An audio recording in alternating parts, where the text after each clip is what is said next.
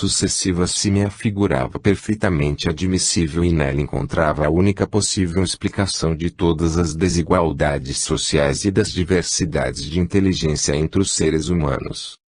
Morrera, havia muito, o procurador imperial que recebera outrora em Blois a minha visita, porém, eu sabia que o seu filho mais velho, ainda vivo, tivera um filho, que precisamente nascera naquele ano de 1855, em que me fora dado testemunhar tão extraordinários fatos. Confrontando datas, perguntava a mim mesmo se aquele neto do procurador não seria a reencarnação do fantasma da Granja do Silêncio e se, dentro em pouco, não nos iríamos achar face a face os dois. Entretanto, nada ainda me fazia prever essa eventualidade, o que dava lugar a que de quando em quando ligeira dúvida me perpassasse o espírito. Naquele ano de 1890, essa dúvida me oprimia de modo muito especial, fazendo-me experimentar certa tristeza.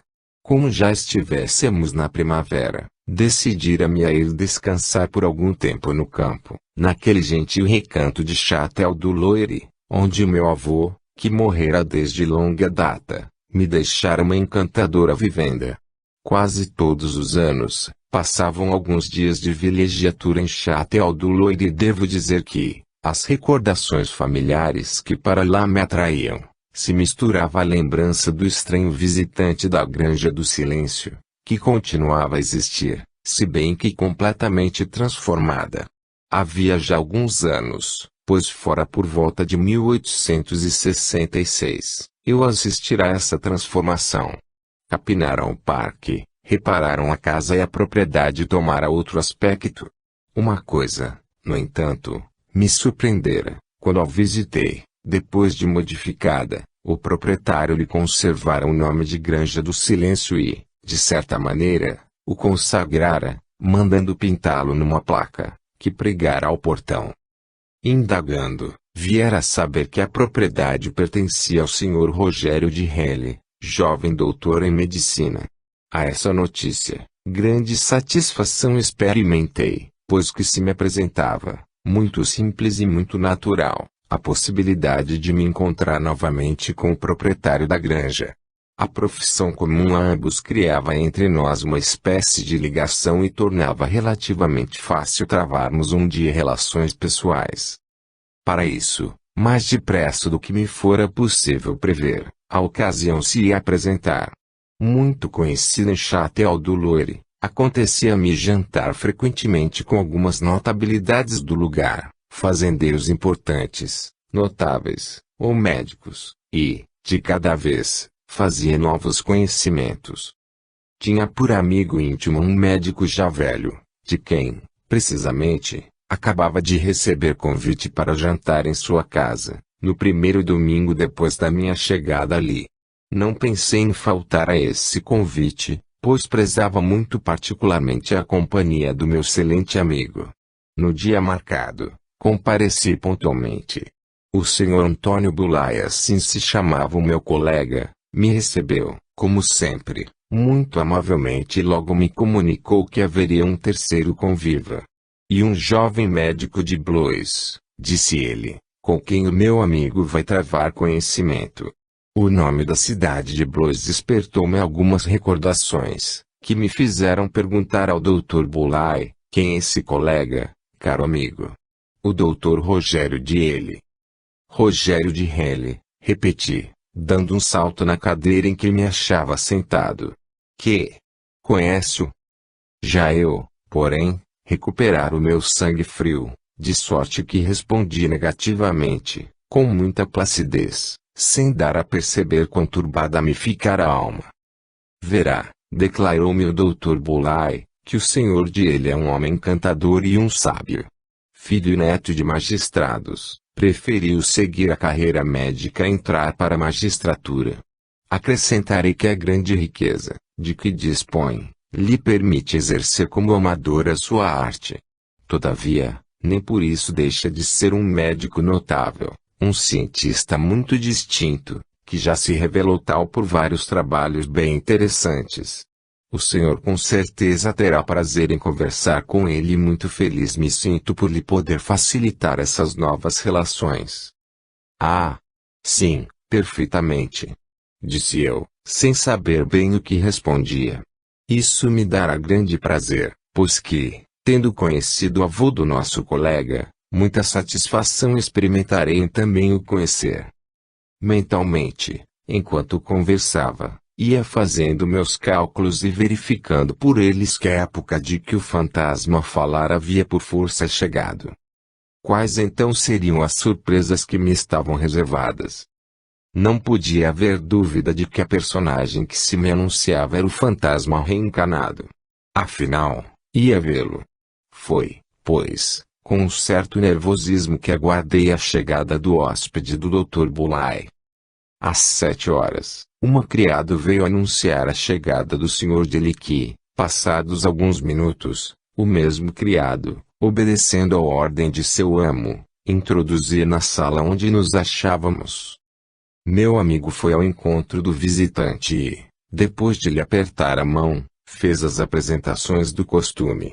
Por um esforço verdadeiramente sobre-humano, conseguira dominar de todo a minha emoção e pude falar sem tremor na voz, dirigindo-me ao recém-chegado. Tanto mais encantado estou de travar conhecimento com o ilustre colega, quando, outrora, tive a satisfação de conhecer seu avô que, na época, em 1855, era procurador imperial em Blois. O senhor de ele, com uma inclinação de cabeça, disse: agora tenho ocasião de ver o seu neto, meu caro colega, encantado por reatar relações de amizade com o senhor. Espero que doravante tenhamos ensejo de encontrar-nos a miúde. O nosso amigo comum, Dr. Bulai, talvez já lhe haja dito que costumo vir com frequência aqui, sobretudo no verão.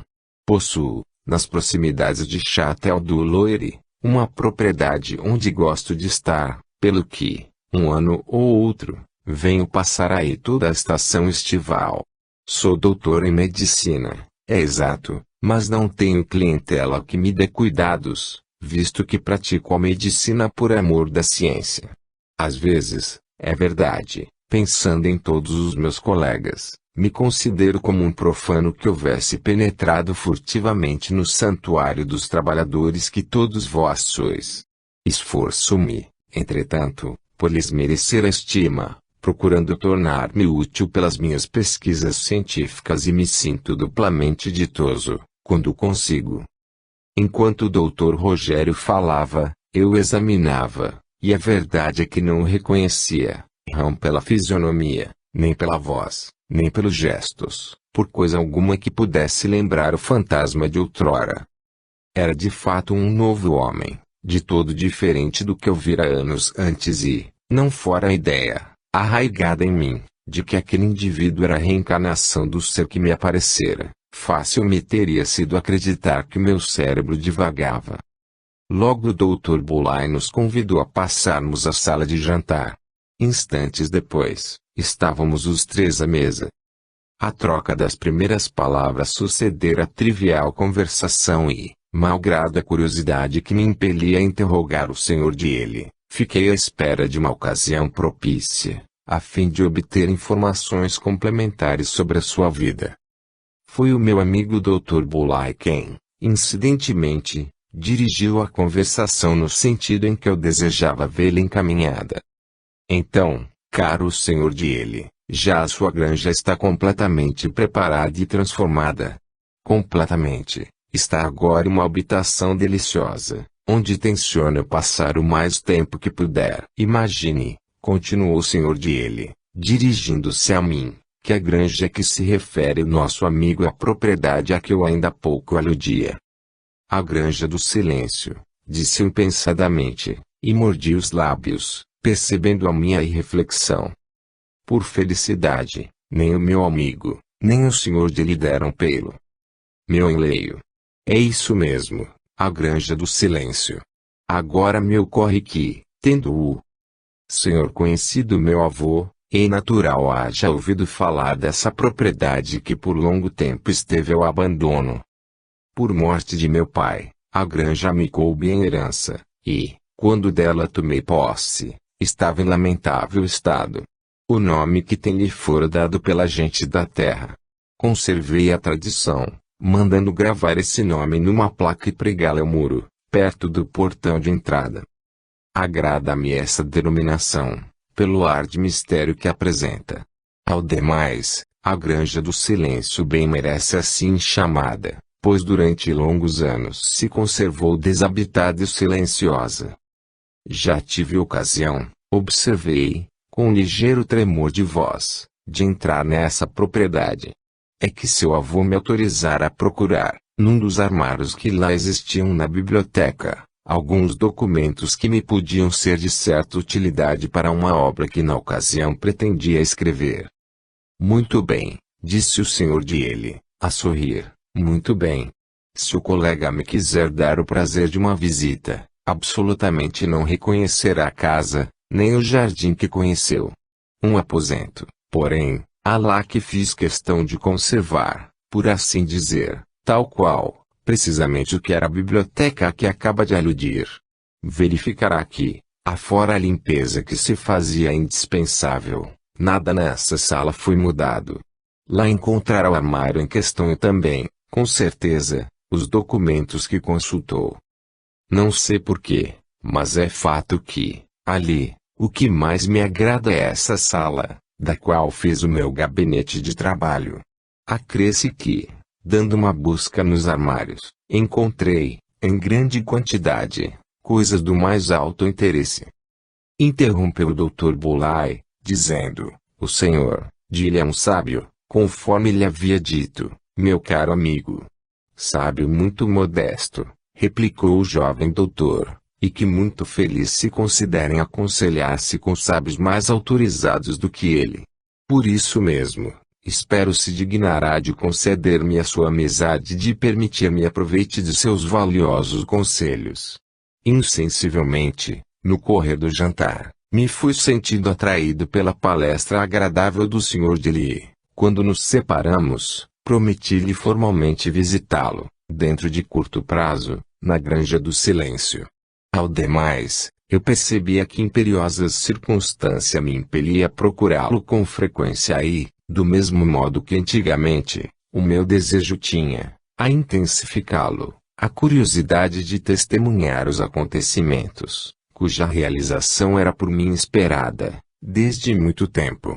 Todavia, a essa curiosidade se misturava certo temor. Logicamente, aquela reencarnação do fantasma havia de ter por objetivo uma expiação. Nesse caso, que coisas terríveis não se iriam dar? A todos os meus pensamentos se associava uma impressão dolorosa, que me punha um tanto apreensivo, na expectativa do que viria a suceder. 2. Quando fiquei só, depois de me despedir do roeu amigo e do doutor de ele, entrei a refletir sobre a personalidade deste último. Não havia duvidar, acabara de estar em presença do antigo fantasma da Granja do Silêncio e, no entanto, do mesmo modo que antigamente, ainda me assaltavam dúvidas. Assim cheguei a casa, fechei-me no meu gabinete de trabalho e me pus a consultar febril um catapácio que organizara sobre os acontecimentos passados. Tudo me indicava que se iam cumprir as predições feitas havia 35 anos. Porém, a minha satisfação e as minhas dúvidas estavam sempre de envolta o mesmo temor. Aquela nova reencarnação, tinha que ser, não podia deixar de ser uma vida de provações para o assassino. Fazia eu então um paralelo entre a situação atual do Dr. Rogério de Lee e essa mesma vida de provações que lhe era necessário suportar. Nenhuma desgraça entrevia no presente e perguntava a mim mesmo o que estaria para acontecer. A que horríveis dramas teria que assistir. Pressentia com muita clareza que os acontecimentos se iam precipitar e tinha a intuição de que cada hora me traria uma nova surpresa. Prometera ao doutor de ele que o visitaria no dia seguinte, na Granja do Silêncio, e estava muito decidido a cumprir a minha promessa. Assim, a pensar e refletir, passei grande parte da noite. A minha secretária, aonde me veio surpreender à madrugada. quase vexado de me haver deixado absorver tanto pelas minhas reflexões. Apaguei a lâmpada e me fui deitar, a fim de satisfazer a grande necessidade, que experimentava, de um pouco de repouso. Adormeci logo e, quando despertei, era quase meio-dia. Almocei à pressa, depois de todo vestido para sair, e me dispus a partir para a Granja do Silêncio, onde deveria achar-me às 2 horas. Como dantes, certa emoção me acelerava o ritmo cardíaco e, ao adiantar-me em direção à granja, tinha a impressão de me encontrar há 35 anos atrás, quando percorria aquele mesmo caminho, a fim de comparecer ao encontro que o fantasma aprazara.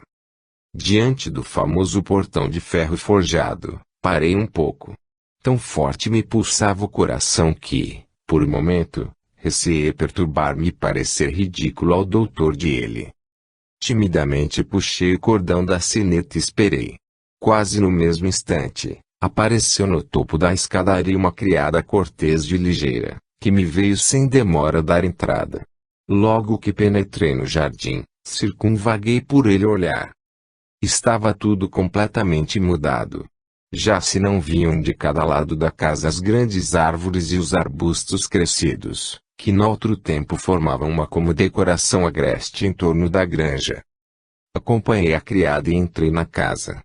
Mal transpuser o limiar da primeira porta, dei com o Dr. Rogério de Helle, que vinha ao meu encontro de mãos estendidas e que, sem cerimônia, me tomou do braço, dizendo: "Venha por aqui, no meu gabinete de trabalho estaremos bem e poderemos conversar. Mais tarde, quando o sol declinar um pouco, levá-lo-ei a visitar a propriedade." E, assim falando, fez-me entrar para o seu gabinete. Mal me achei naquela sala, detive-me constrangido. O senhor de ele, percebendo a minha emoção, pôs-se a rir. "Ah, meu caro colega, reconhece, não? E o mesmo aposento onde há anos veio buscar os papéis que meu avô o autorizara a compulsar. Como ontem lhe disse, quis que nada nesta sala sofresse a menor alteração. Depois de a ter mandado limpar meticulosamente, fiz dela meu gabinete de trabalho. A este propósito, vou contar-lhe uma história, que talvez lhe pareça singular e quero que o colega me dê a decifração do enigma que, confesso, muito me tem intrigado. Uma história, observei, vejamos, conte-a, então, sente-se, peço-lhe." Apressei-me a obedecer e o senhor dele também se sentou à sua secretária, defronte de mim, no mesmo lugar onde se sentava o fantasma. Quando-se por uma cortina verde colocada à janela, a luz do dia deixava todo o fundo do aposento numa espécie de penumbra, o que de modo surpreendente me punha diante dos olhos os mesmos aspectos e os mesmos tons dos tempos idos.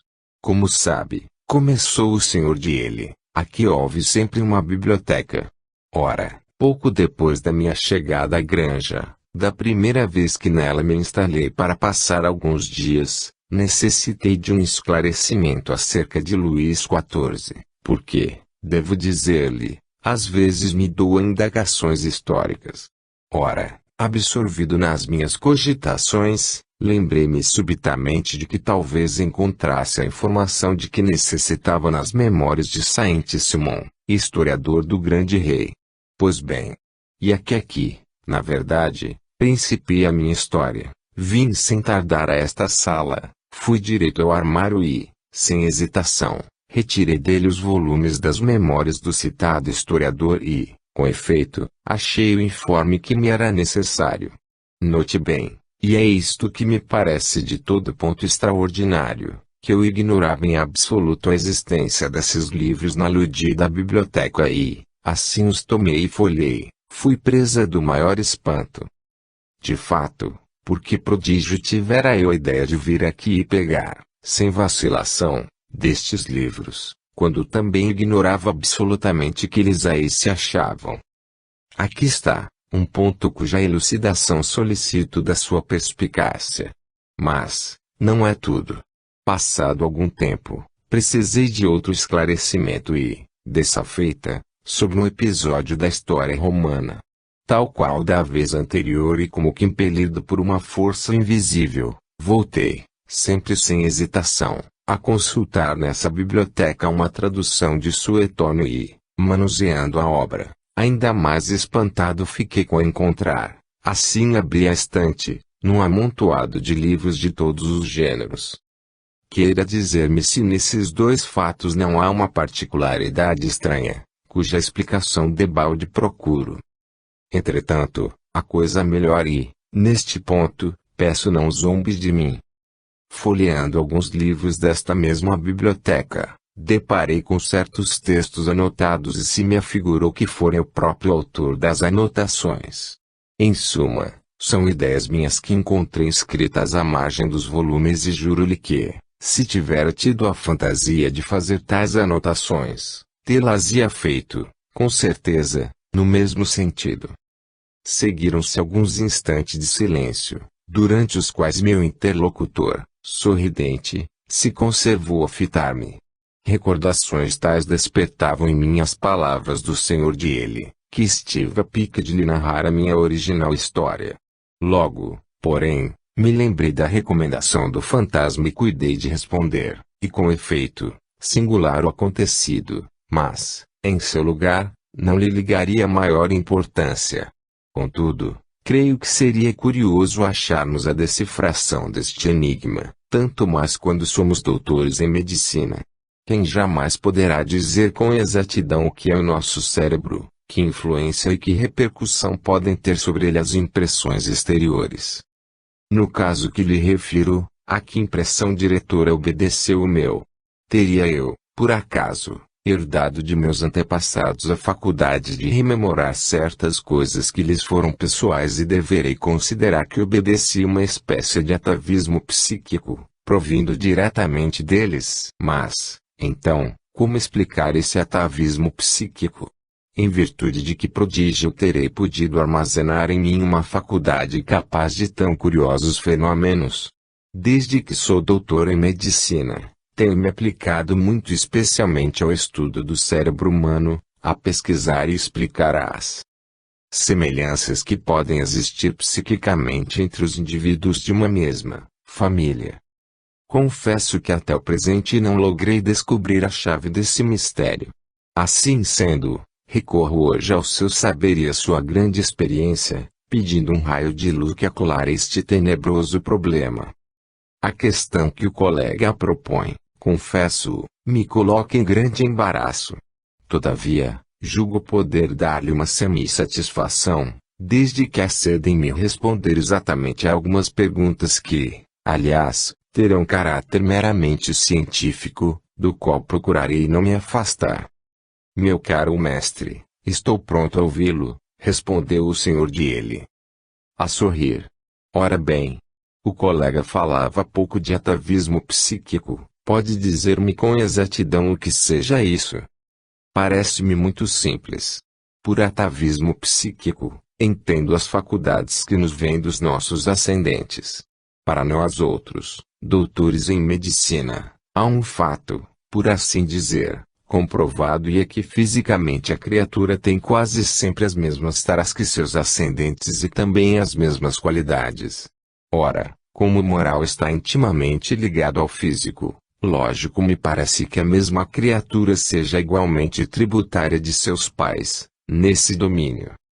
Fácil é, no entanto, infirmar a sua teoria, porquanto, se, de um lado, em muitas circunstâncias, concedo, o filho se assemelha física e moralmente aos pais, outros casos há, não menos numerosos, em que o que existe é, ao contrário, considerável dissemelhança. Confesso que, a meu turno, me sinto embaraçado, pois que já tenho perguntado a mim mesmo se a complexidade da nossa natureza não será resultante de causas muito diversas das que se podem considerar suscetíveis de provir diretamente dos nossos antepassados e se aquelas causas, talvez o colega ache pouco científico meu raciocínio, não residiriam unicamente em nós, isto é, em nossa essência pessoal, admitindo-se, bem entendido, que cada ser humano forma um todo completo, sem nada a trazer dos seus ascendentes, salvo que as leis da evolução forçam irresistivelmente a tomar deles. A natureza, o Senhor sabe tão bem quanto eu, não dá saltos, pelo que pergunto a mim mesmo se uns e outros não somos seres em período constante de evolução, o que necessariamente implicaria múltiplas existências anteriores. Meu caro de Halley, sua resposta é a que eu mesmo teria dado, se a questão me tivesse sido proposta e há muito tempo. As minhas ideias sobre esse ponto são absolutamente semelhantes às suas. De sorte que as particularidades que tanto me têm intrigado proviriam, em última análise, de uma reminiscência passageira de minhas vidas anteriores. Não foi isso que eu disse, exclamei, subitamente assustado com o rumo que tomava a nossa palestra. No entanto, assim foi que o compreendi, declarou positivamente o Dr. de Halley, fitando-me com obstinação. É exato que algumas vezes, continuou ele, inquiro de mim mesmo se já não terei vivido nestes sítios que tão familiares me parecem, se não terei compulsado todos os livros desta biblioteca, enfim, se não terei desempenhado um papel neste mundo, em tempo relativamente próximo da atualidade. Mas, por outro lado, uma reflexão me detém e inquieta. Se já vivi na Terra, por que não guardo lembranças mais precisas dessa ou dessas existências anteriores e por que me vejo condenado, de certa maneira, a só comprovar fatos muito simples, que me fazem duvidar de mim mesmo e que unicamente servem para me afundar numa dúvida obsidente? A isso eu lhe poderia responder que talvez não seja dada ao homem a possibilidade de conhecer todo o mistério da vida e da morte, antes que haja progredido bastante em sabedoria e em ciência. Desvendar a seres fracos o grande mistério não seria embarcar-lhes o adiantamento. Porque, tendo a humanidade, como vemos, acabado apenas de nascer para a razão, concebível é que estejamos em guarda contra as nossas fraquezas ainda muito ligadas, por uma espécie de laço de continuidade, à história das épocas anteriores. A lembrança, para todos nós, seria, quem sabe, uma pesada bala que arrastaríamos conosco e é possível que essa lembrança só se possa precisar num estado superior, no qual a matéria se ache positivamente dominada pelo espírito. Mas, peço-lhe, não procuremos elucidar essa questão. O colega me prometeu uma visita à sua propriedade, lembro-lhe a promessa. Demais, se todas essas coisas lhe interessam, retomaremos da outra vez o fio da nossa conversa e creio que teremos ensejo de produzir belas dissertações sobre o assunto.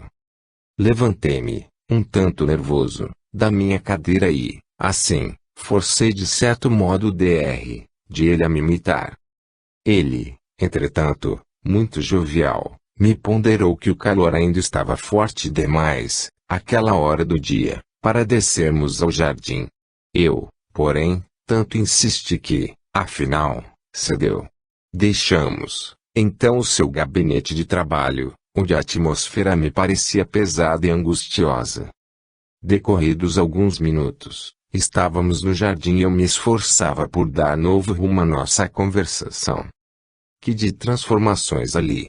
Realmente, o senhor de lhe imprimira belo aspecto ao magnífico terreno que circundava a granja.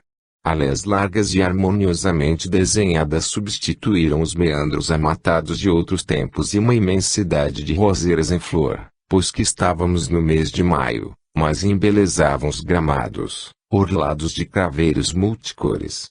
Algumas apenas das grandes árvores tinham sido conservadas e suas densas frondes lançavam aqui e ali fresca sombra nos tabuleiros floridos. Maravilhava-me a beleza de jardim metamorfoseado daquele jeito.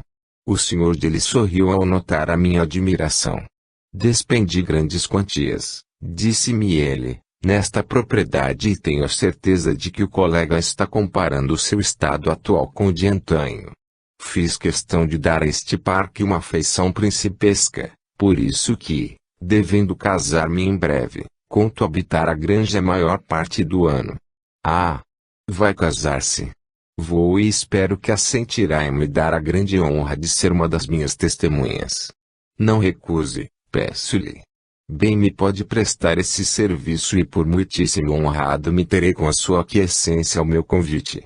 Conhecemo-nos de pouco, é verdade, mas vamos sem dúvida ter ocasião de nos vermos a miúde, porquanto a nossa profissão comum tende a nos aproximar continuamente e muito feliz me considerarei sempre de o contar em um número de meus amigos. Ao vê-lo pela primeira vez, senti-me insensivelmente atraído para sua pessoa e estou de antemão certo de encontrar no Senhor um amigo fiel, acrescido de um conselheiro seguro e experimentado. O Senhor é muito amável e por felicíssimo me darei com o lhe satisfazer ao desejo. Muito bem. Tinha certeza prévia de que o Senhor aceitaria. Ah! Doutor, há de ver quanto é digna do meu amor a donzela que escolhi para esposa. Oh! Oh! Parece-me estar, com efeito, muito enamorado. Vou tomar a liberdade de lhe perguntar quem é essa beldade. Há de sem dúvida conhecê-la, pelo menos de nome, pois é aparentada com uma família muito conhecida nestas redondezas, a bisneta daquele Marquês de Rosai, assassinado, durante a Revolução, por meu tio-avô, André de. Ainda que muito estranha se lhe afigure essa aliança, ela a mim me parece muito natural. Ao ouvir semelhante revelação, julguei que a terra se me abriu debaixo dos pés. Tive que parar um momento e amparar-me numa árvore, para esconder a minha emoção. Sim, prosseguiu o senhor de ele, os ódios devem ser esquecidos e, se algumas recordações odientas nos vêm perturbar a felicidade, uns e outros nos devemos esforçar por esquecer as querelas e as faltas de nossos avós, a fim de vivermos numa benfazeja harmonia e sob o influxo de recíproca amizade, que nos tornarão suave e bela vida. Cada vez mais intensa se me tornava a emoção, à medida que o Dr. Rogério lhe dizia aquelas coisas e, ainda uma vez, tive a impressão de estar vendo e ouvindo o fantasma de anos atrás. Entendi, no entanto, que era de meu dever pedir alguns esclarecimentos. O senhor me acaba de dizer que sua noiva é uma descendente do Marquês de Rosai, morto durante a Revolução, o que quer então dizer que o Marquês tinha muitos filhos, visto que, se não me engano, sua filha teve a mesma desgraçada sorte que ele. E exato, o Marquês de Rosai tinha um filho que, a seu turno, teve alguns filhos. Minha noiva é filha de um destes últimos. Oh, houve, aliás, alguma resistência, quando lhe pedi a mão e não foi sem muita dificuldade que cheguei a vencer a repugnância do avô paterno, educado no ódio à nossa família. Em verdade, cumpriria que a senhorita Rosa e eu assumíssemos a responsabilidade das faltas de nossos antepassados. Advoguei a minha causa e ganhei em toda a linha. A senhorita Germana será minha mulher e viremos, ela e eu, residir nesta granja. A nossa presença aqui fará que as tristes recordações desapareçam, e as nossas famílias, indissoluvelmente ligadas, trabalharão de acordo por se elevarem pelo amor, no culto do belo e do bem. O meu caro doutor testemunhará a nossa felicidade e se sentirá mesmo feliz, vendo que somos. Breve, daqui a algumas semanas, a granja estará em festa. O senhor gozará conosco a aventura de viver na paz ditosa da nossa companhia florida e banhada de sol. 3. Ao contrário do que sempre se passara em mim, quando invulgares acontecimentos ocorriam, dessa vez conservei-me absolutamente impassível. Até mesmo experimentei certo desafogo, como se um bálsamo salutar me houvesse aliviado e consolado a alma toda. 35 anos havia que esperava a realização do que me fora anunciado e me sentia satisfeito por ver que essa longa expectativa tocara seu termo.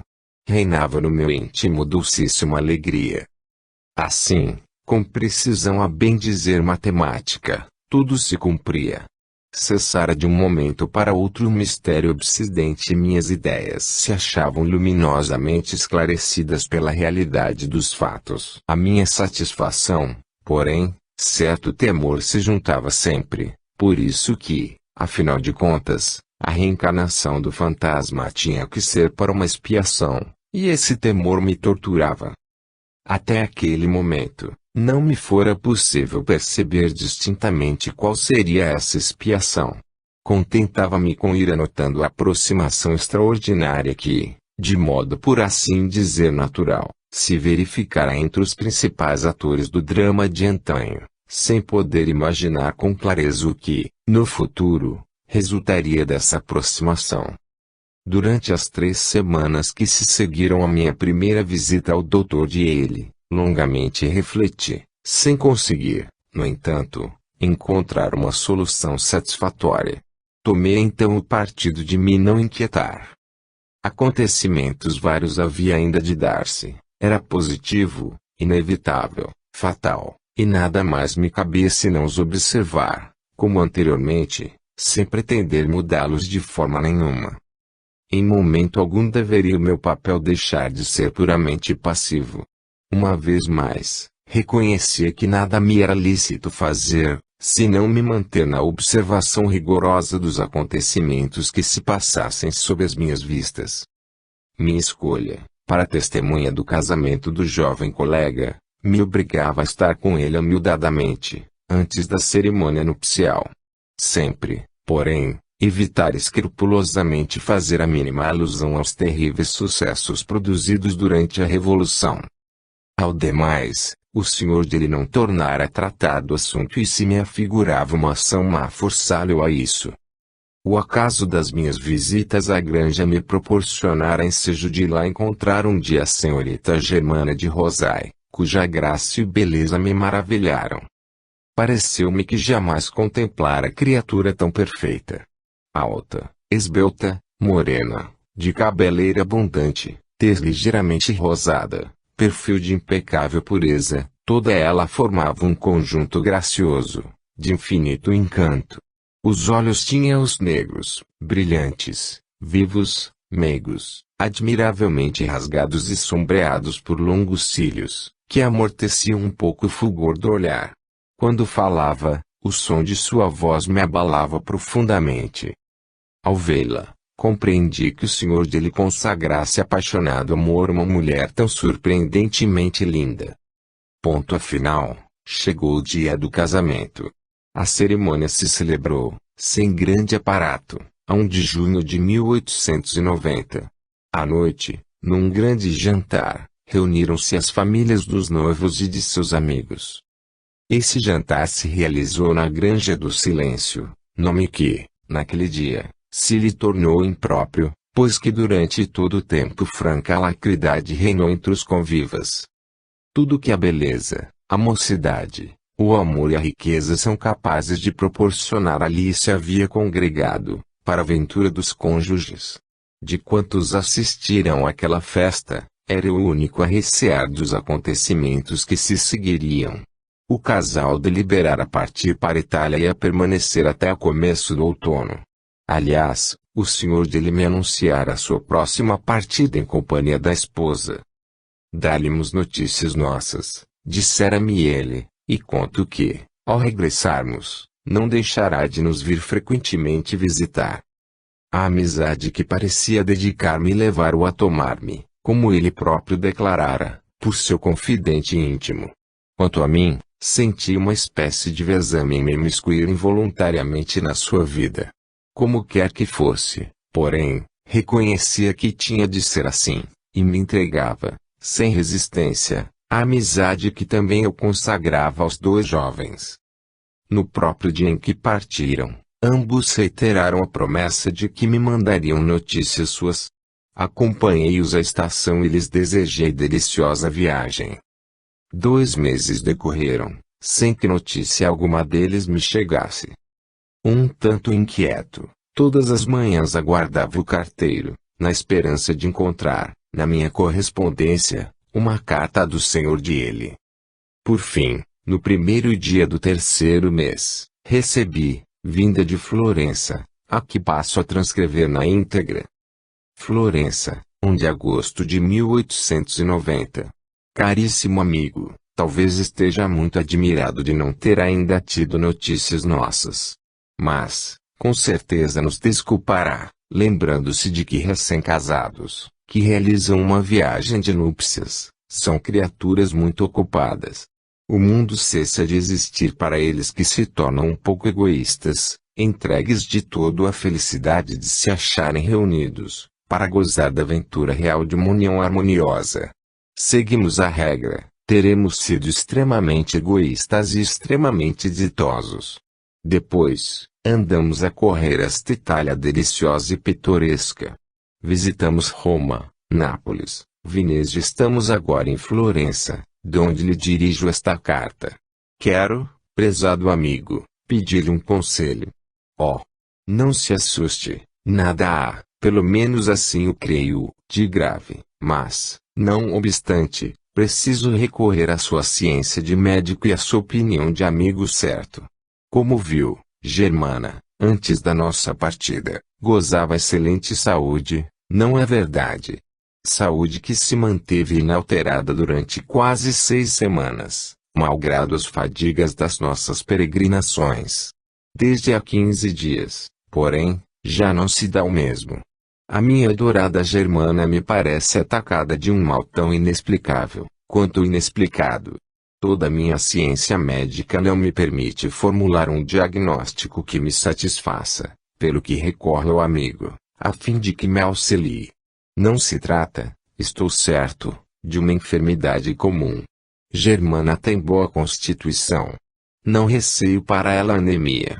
Está sofrendo apenas de pesadelos terríveis, seguidos de uma espécie de delírio intermitente, que a deixa extenuada, abatida, sem forças.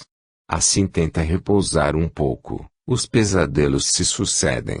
Somente durante o dia lhe é possível gozar de alguma calma relativa e dormir tranquila. Nos primeiros dias, lançamos o fato à conta do cansaço das nossas contínuas excursões, dos nossos passeios ininterruptos. Mas, não tardamos a perceber que a causa não residia aí. Será o começo de um mal de definhamento? Será o prelúdio de um estado histérico ainda não definido? Será o sinal premonitório de uma anemia cerebral? Será, finalmente, uma simples perturbação física, sem consequências gerais? Não consigo responder com exatidão e, portanto, me vejo na impossibilidade de prescrever um tratamento e remédios apropriados. Porém, o que mais me inquieta, o que, por bem dizer, me aterroriza é a natureza dos pesadelos. Germana vê sangue, sangue por toda parte. Debate-se contra inimigos imaginários, grita, brame de pavor e, quando desperta subitamente, em meio de uma crise, fica hebetada, com angustiado semblante. Ainda ontem, como me aproximasse dela para tranquilizar, repeliu-me com violência, dizendo, vai-te, assassino. Em seguida, voltando-se de repente, teve uma crise de lágrimas e me pediu perdão. Ambos sofrem com esse mal extraordinário. Sofremos, quando tudo nos deveria sorrir. Sofremos, ao pensar que, ainda há poucos dias, fruíamos a mais completa aventura. Havíamos pensado em voltar quanto antes para a França, porém, Germana, que a princípio concordara, depois recusou e, assim, apenas saímos de Veneza para ganhar Florença, onde estamos faz 3 dias. Parece-me que o mal vai aumentando e eu, impotente, louco de desespero por ver a minha bem-amada em tão terrível estado. Que fazer? Ah! Meu amigo, aconselhe-me, indique-me um remédio, um tratamento. Eu, de mim, nada posso, sinto, diante desse estranho mal, a impotência de toda a minha ciência médica. Germana definha, cavam-se-lhe as faces, e, no entanto, afirmo com segurança, a auscultação minuciosa nada me revelou. Ela não tem coisa alguma, nada, senão a obsessão desses horrendos pesadelos. Começo a ter medo, um medo que não posso analisar, um medo quase infantil, que incessantemente se renova. Desejara tê-lo perto de mim, para me tranquilizar. Escreva-me logo, logo, diga-me qualquer coisa, esforce-se por achar um remédio, talvez que dê resultado. Agradecer-lhe-ei de joelhos. Espero sem falta uma carta. Peço-lhe que nos escreva, somos tão infelizes os dois. Germana e lhe rogamos acolha o testemunho da nossa amizade. Rogério de L. Em paz escrito, o doutor de L me indicava que dirigisse a minha correspondência para a posta restante, pretextando que tencionava fixar residência em lugar diverso daquele onde se achava provisoriamente instalado. Quando terminei a leitura dessa missiva, fui presa de tão intensa emoção, que me pus a chorar. Acebo sofrimento me assaltara de súbito e, por alguns momentos, agitou-me um tremor convulsivos, que não consegui reprimir de pronto.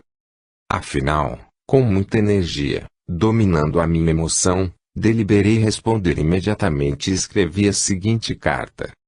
Acabo de receber sua carta e me dou pressa em tranquilizá-lo sobre o estado da senhora de L. Ao meu ver, é infantil, de sua parte, ligar maior importância aos pesadelos de que me fala. Não vejo nisso mais do que um acidente passageiro, uma espécie de delírio de interpretação, cujas causas reais me fogem, mas que de certo não poderá durar muito. Creio que se trata, pelo menos é o que a sua descrição me faz supor, de uma psicose depressiva, facilmente curável e que o desaparecerá com a mesma facilidade com que se apresentou. Parece-me conveniente, no caso, atacar essa afecção benigna, por meio de um esforço da vontade, impondo ao amigo a sua. Persuada, pois, pura e simplesmente, a senhora de que está curada, ou de que estará dentro em breve, mas, empregando tenaz e absoluta firmeza. Estou certo de que verá desaparecer em poucos dias, talvez mesmo em algumas horas, todos os acidentes consecutivos ao delírio de interpretação que os pesadelos sugerem. Se, contudo, este meio não der resultado, deixe a Itália e volte sem mais demora.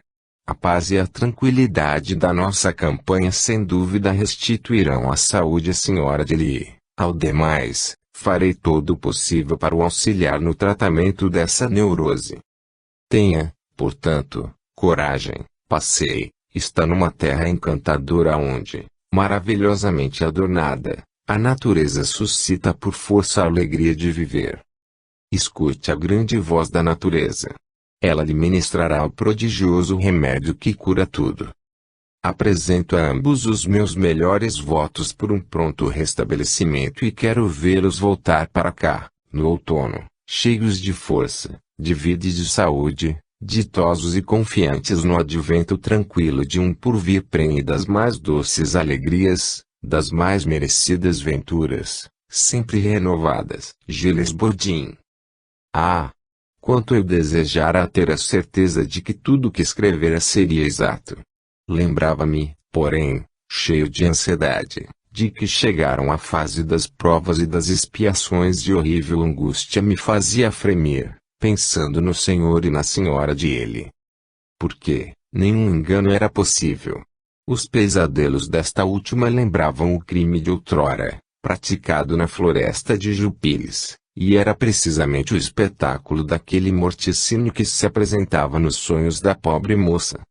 Que consequências decorreriam dessa neurose?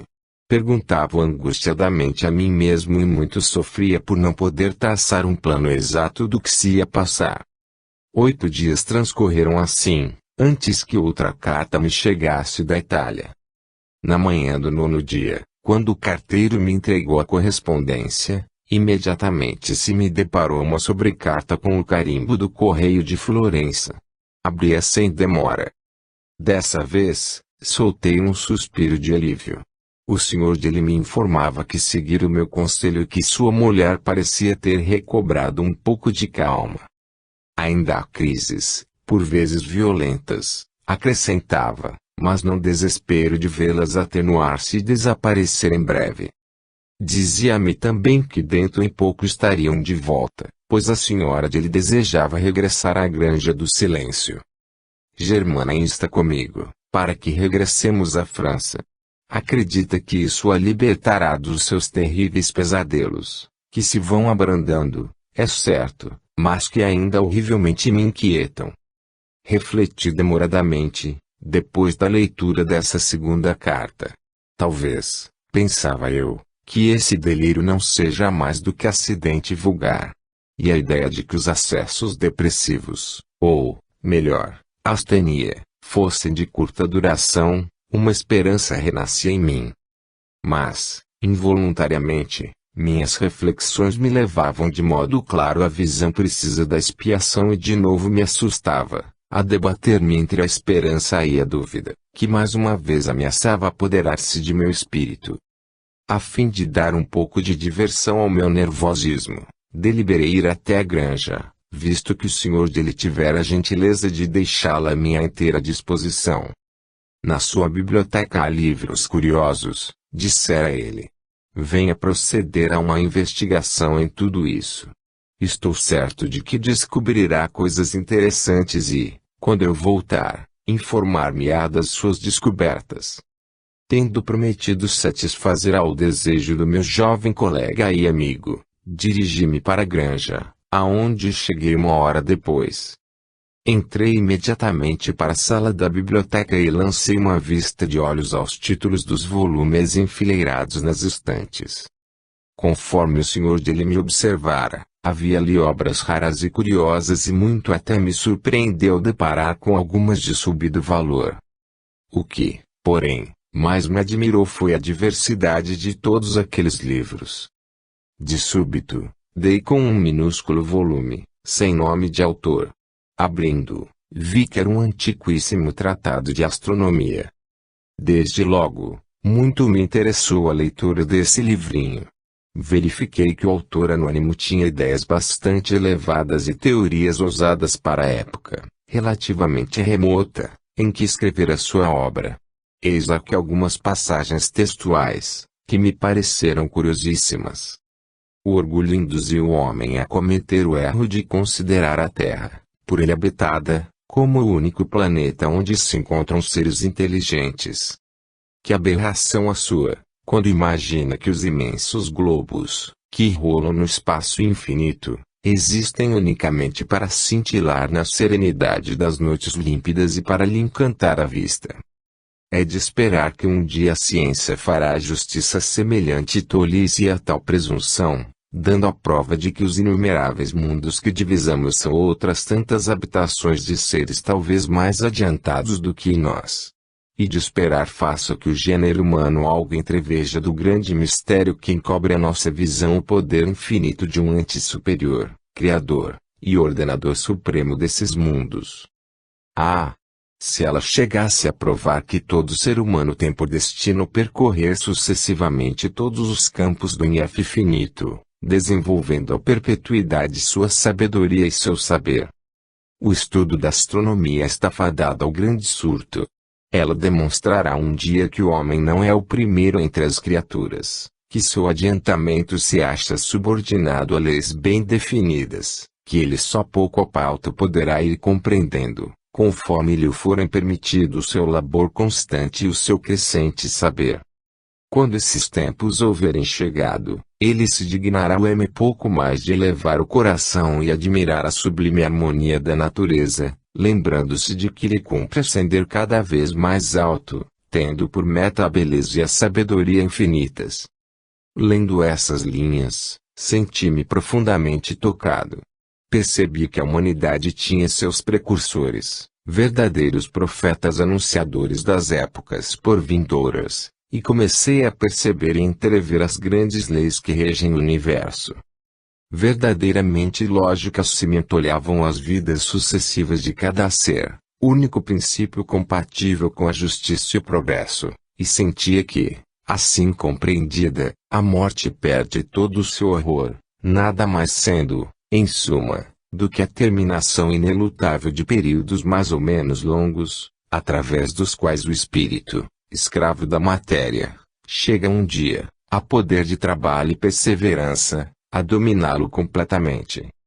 Como outrora, quando da última aparição do fantasma, quis clamar isso a todos os ecos, quis, sobretudo, tranquilizar o meu amigo e a sua esposa, cujas desditas iam suceder-se, e, no entanto, ainda então só pude, ao pensar em tanta coisa, enxugar as lágrimas, que me subiam aos olhos e inundavam o rosto. Forçoso me era esperar mais, para prosseguir na análise de todos os acontecimentos que iam dar-se. Continuei a leitura do volumezinho por todo o resto da tarde. Quando a concluí, em vez de pô-lo novamente no lugar de onde o tirara, meti-o no bolso. Afigurava-se-me que, naquelas páginas envelhecidas, uma como parcela de verdade se continha, ali depositada por um espírito superior, e que mais tarde ainda me seria preciso consultá-las, para apreender certas coisas. Calmamente, como viera, deixei a Granja do Silêncio, e voltei para minha casa, a cismar. 4. Chegara o mês de outubro e eu esperava, de um momento para outro, o regresso do senhor e da senhora de L. Com efeito, a última carta que recebera me anunciava a próxima chegada dos dois e a lembrança de que eu iria tornar a ver as personagens que teriam de desempenhar tão importante papel, nos acontecimentos que eu previa, me punha um tanto nervoso. Nenhuma perturbação, entretanto, experimentei, quando um tarde meu criado veio dizer-me que o senhor e a senhora dele me esperavam na sala de visitas, para onde ele os fizera entrar e eu me dirigi sem demora. Logo ao penetrar ali, meu olhar foi direito à senhora dele e nada me surpreendeu verificar, à primeira vista, que ela trazia no rosto os estigmas do estranho mal de que tão subitamente fora acometida. Conquanto se conservasse adoravelmente bela, bem visível mudança se lhe operara no conjunto da fisionomia. Uma espécie de apatia como que a imobilizava numa atitude de lassidão e tristeza, e, não obstante o sorriso de seus lábios descorados, reconheci com terror que o mal era mais profundo do que eu pudera supor. Quanto ao senhor de L, também o achei menos prazenteiro e notei que funda ruga lhe sulcava a fronte. Sem dizer palavra, ele me apertou efusivamente as mãos, e, com o olhar ensombrado de tristeza, me indicou a esposa. A moça percebeu a muda interrogação do marido, pois que exclamou, num tom a que procurava dar aparência de alegria: Doutor, meu marido não é razoável. Estou melhor, muito melhor, sinto-me quase curado e tenho a certeza de que, em breve, o estarei completamente. Os desagradáveis pesadelos, de que lhe falou, agora se vão espaçando cada vez mais. Insensivelmente, vou renascendo para a vida, para o prazer, para a ventura. Enquanto ela falava, eu a examinava cheio de curiosidade. Jamais, durante toda a minha longa carreira médica, se me oferecera ensejo de observar caso tão extraordinário. Tinha a impressão de me encontrar diante de um problema horrivelmente complicado, cujos dados precisos me faltavam totalmente. Julguei, no entanto, de bom aviso mostrar-me muito alegre e gracejar. A voz, porém, me tremia ligeiramente e mal conseguia responder ao que dissera Germana. O senhor de L, com muita gravidade, assim me falou, designando a esposa. É exata, uma melhora grande, mas muitas coisas ainda nos inquietam. Espero, todavia, que, com o seu auxílio, chegaremos a vencer o mal. Explicou-me depois, circunstanciadamente, todas as fases da enfermidade. De quando em quando, Germana abanava a cabeça e um pálido sorriso lhe bailava nos lábios sem cor. Quando o senhor dele concluiu, pareceu-me conveniente tentar uma reação sobre o moral das duas pobres criaturas. De repente, com extrema jovialidade, afirmei que o mal era perfeitamente curável e tão bem me conduzi, que logrei convencer um pouco o senhor de L. Ora, vamos, disse ele, tenho-lhe confiança. Acredito no que me afirma. Tanto mais fácil lhe será isso, acrescentei, quanto é certo que o futuro justificará as minhas previsões. Dado que assim acontecerá, visto que hoje são meus hóspedes, não mais falemos de enfermidade. Ficarão para jantar comigo e conversaremos de coisas mais alegres. Aprovo a sua ideia, meu caro doutor, declarou Germana, a rir dessa vez com satisfação. Toda a tarde passamos-la assim a palestrar alegremente e ninguém, observando-nos os três, houvera podido suspeitar de que tínhamos o íntimo agitado por pensamentos tristes, que o nosso riso forçado não lograria ocultar por muito tempo.